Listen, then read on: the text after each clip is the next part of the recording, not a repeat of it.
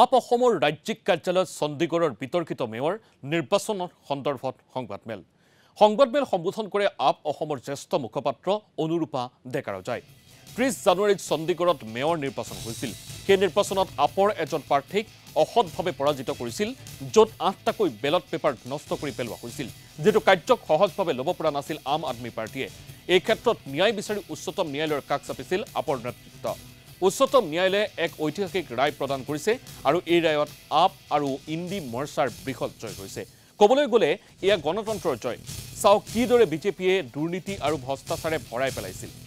এই কাৰ্যত প্ৰমাণ হয় যে বিজেপিয়ে গণতন্ত্ৰক হত্যাৰ বাবে প্ৰচেষ্টা চলাই আহিছে।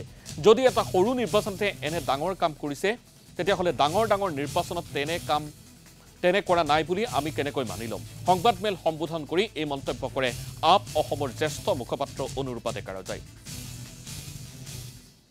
চণ্ডীগড়ত মেয়ৰ নিৰ্বাচন অনুষ্ঠিত হৈছিলে পৌৰ নিগমৰ, আৰু সেই নিৰ্বাচনত আমাৰ আম আদমি পাৰ্টি তথা ইণ্ডি এলায়েন্সৰ যি প্ৰাৰ্থী আছিলে তেওঁক পৰাজিত কৰা হৈছিল। আৰু তেওঁ পৰাজিত হোৱাৰ কাৰণটোৱে আছিলে যে এগৰাকী ৰিটাৰ্ণিং বিষয়াৰ দুৰ্নীতি, আৰু এই ৰিটাৰ্ণিং বিষয়াগৰাকীয়ে বিজেপি প্ৰাৰ্থীগৰাকীক জিকুৱাবলৈ তেওঁ এটা অসৎ উপায় অৱলম্বন কৰিছিল, আৰু সেই অসৎ উপায়টো আছিলে 8খনকৈ বেলট পেপাৰ তেওঁ নষ্ট কৰি পেলাইছিল। এই কথা যেতিয়া সদৰি হৈ গ'ল, সদৰি হোৱাৰ পাছতে আম আদমি পাৰ্টীয়ে উচ্চতম ন্যায়ালয়ৰ কাষ চাপিছিল, আৰু সন্মানীয় উচ্চতম ন্যায়ালয়ে কালি এক ঐতিহাসিক ৰায়দান দিয়ে, আৰু এই ৰায়দানটোৱে হৈছে আম আদমি তথা ইণ্ডি এলায়েন্সৰ পক্ষত।